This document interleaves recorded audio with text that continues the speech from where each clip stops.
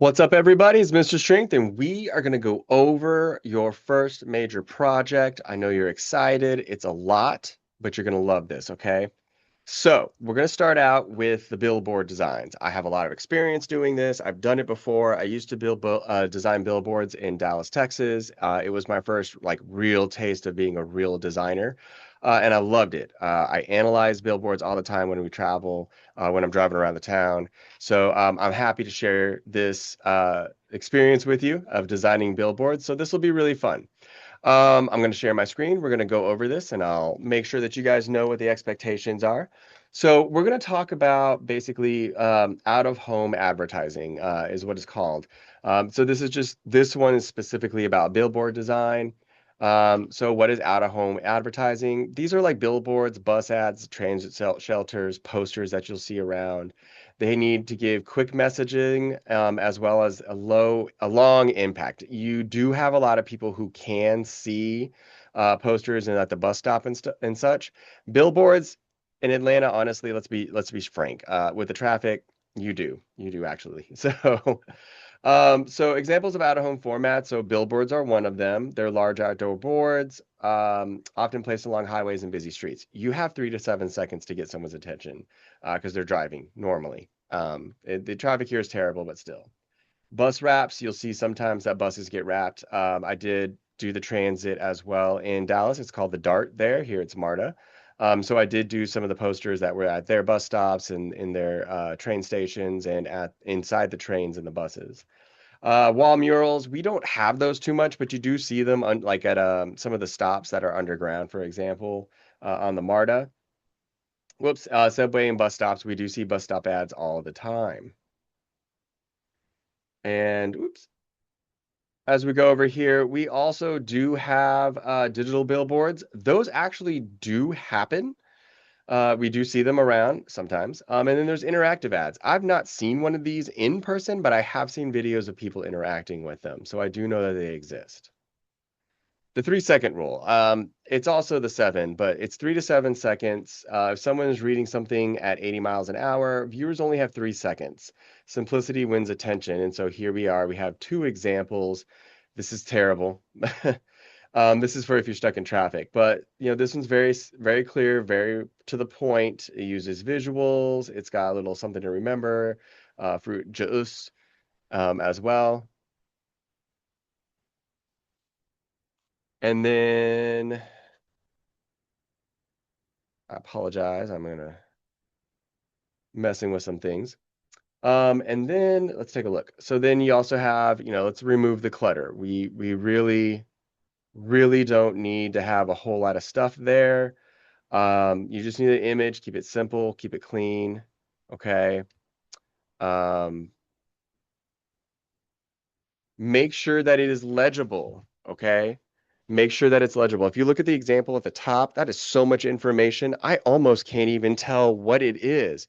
It's just giving me so much info. You don't want that kind of amount of text, not even that much imagery. You don't want something that's too busy. The easier that you make it to read, the better it is. Look, it's simple. Mountain Dew bottles, and it says I do, and we can all laugh and understand that, right? So keep it simple. A lot of people don't do phone numbers anymore. If you're doing a URL, keep it clean, keep it simple and basic. Definitely make it a memorable name, or a memorable name, slogan, or call to action. So I do, that's a pretty good one, right?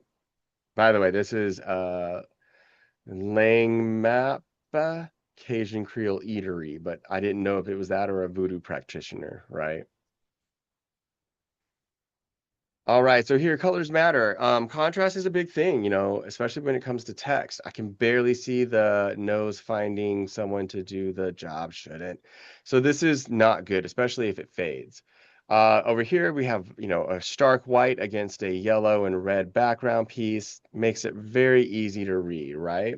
Same thing with the text over here. I gave you some examples to follow in terms of using color, so that should help you out. And then font size does matter. This is something that bugs me a lot about billboards. They'll make it really small, and I can't see or understand any of this. And so that's hard to see on the highway. But over here, this is entirely too much. It's just the information everywhere. No, no, No, keep it simple. And I also gave you some examples of effective fonts and ineffective fonts to use. One thing I can tell you to do is pop it up on your screen, take about 10 steps back, and see if you can still read the information. And I've done that with clients where I tell them print it out. Okay. I don't know why it's skipping the big idea, but it takes a big idea to attract attention. What makes your idea unforgettable? Ask yourself, what is it about your plan, your idea that's unforgettable? One clever concept. That's all you need. Okay. Headlines with a purpose. This is your call to action. So, top two reasons to stop. Number one and number two, ha, ha, ha, right? And then eat more chicken. It's very simple. These are memorable. They make sense. They are strong and simple language. They're short. So keep that in mind, okay? Only use one graphic. I don't even know what the heck's going on here. All right, I can glance at it, and all I saw were some people in a bunch of big black text. Okay, something maybe they're homeless. I don't know. Up here, very simple. Dolly Parton, find the good in everybody. Boom, and then it's even passit.on.com, like we know. All right, so keep it simple. Remember one focal image. So don't make it busy. Don't make it a lot. Don't be extra. Don't be boring. So let's kind of step it out. Humor, a lot of those advertising mechanisms are ways that you can make things look good. So surprise, shock, all that stuff. Evoking emotions or giving something that's funny when you see it. I had one that I designed and it was a kid with goggles and a cape. And it's we fix brakes, like broken legs. But I thought about cars in that sense. So, and AI, hey, remember AI sucks. Okay, it doesn't do the actual work for you. So please remember the do's and don'ts. It is a tool, not a crutch. All right. So let's look at some effective design. I actually did all these on the left. So keep it simple, use bold colors and strong imagery. Okay, so your message should be clear and simple. High contrast colors to make sure that you can read, okay, against things. And then strong imagery, a motorcycle, a basketball hoop, you've got a person, you've got food, because that's what McDonald's does, right? So, importance of visibility, y'all, this is actually a really important piece too. Use large fonts. Remember hierarchy, all right? My landlord says it's too much trouble to build a ramp for me. Like now like there's a relation there. To keep it a clutter-free design. I know this seems like it's cluttered, but it's actually using hierarchy to direct you through and to see everything. So it's not cluttered, and there's plenty of spacing between the text logos and whatnot. And strategic placement, which is positioning matters. You don't want the text to overlap the person too much. So these are things that we do need to keep in mind as we're working, okay? Common pitfalls, yes. So here, great example, too much text, too much text. Don't dinner and a match without it. I don't know who this is, which is stupid because I actually used to work for them. They used to be CBS Outdoor. I don't know. I do actually know this is American Express because I recognize the logo, the fuzzy little logo, but at a distance, I wouldn't know what the hell this is.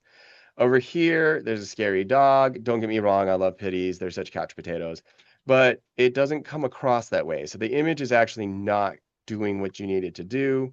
So much blank space at the top. This lettering could have been bigger with all that space. The text is too small here to read. And it's Banfield.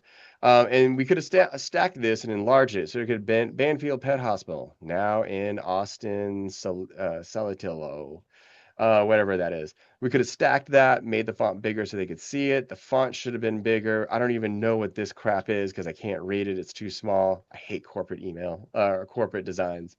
So that's what it says over here. There's too much text, too tiny of a logo, busy layouts. Be understanding and think about what you're trying to say with that design.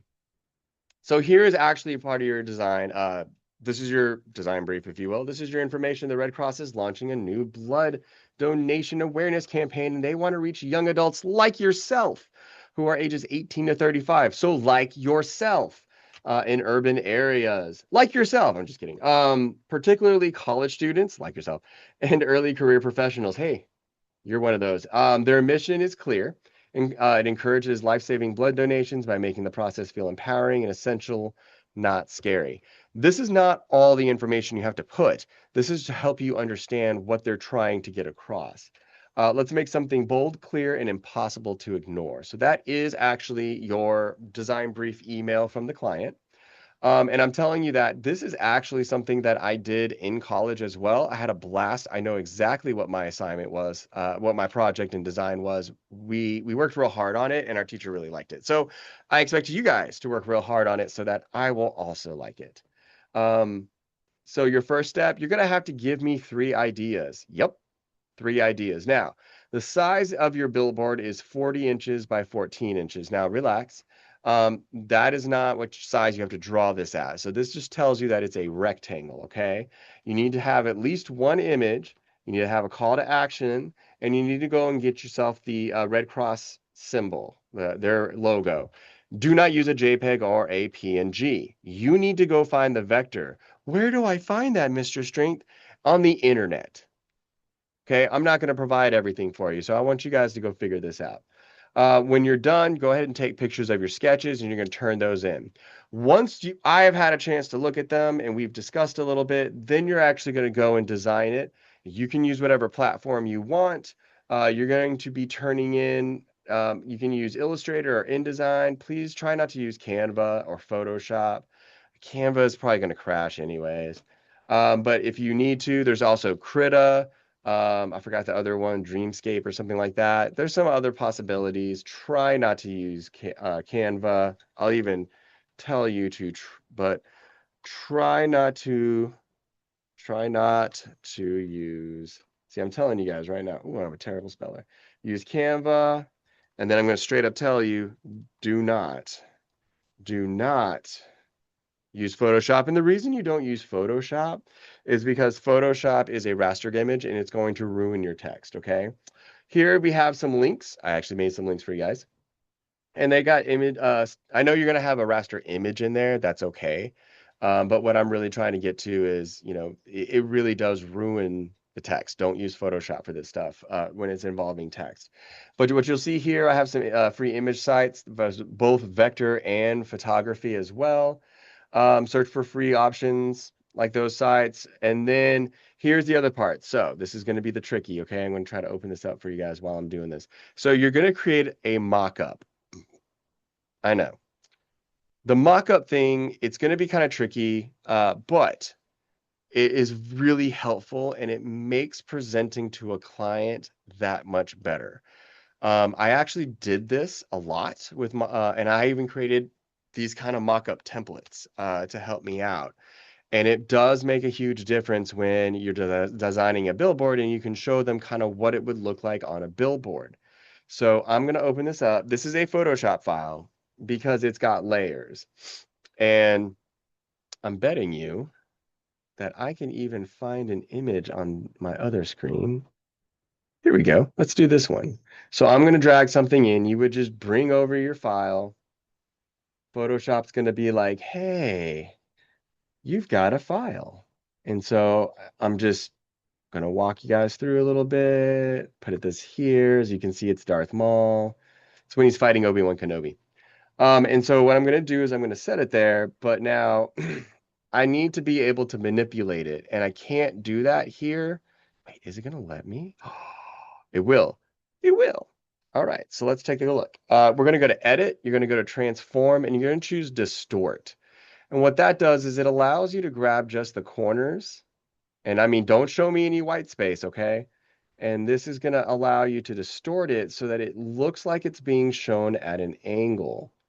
And then, boom, shalakalaka, just like that, it looks like it's on a billboard, right? So that's essentially what you're going to do with your mock-ups. You'll save that as a JPEG or PNG, and you're going to send that to me. You can send me the Photoshop file too, okay? So you're going to turn in your original design as a PDF. I'm being fair, so you're going to turn it in. It's in the assignment where you turn it in, and then you're going to turn in that mock-up, okay? So hopefully that gets you everything you need. This is not necessarily hard. It's just not simple, okay? If you have any questions, any concerns, or you need any help, please let me know. Email me, book an appointment, give me a call. Otherwise, good luck. I look forward to seeing what you guys are going to make, and I'll see you guys in the classroom.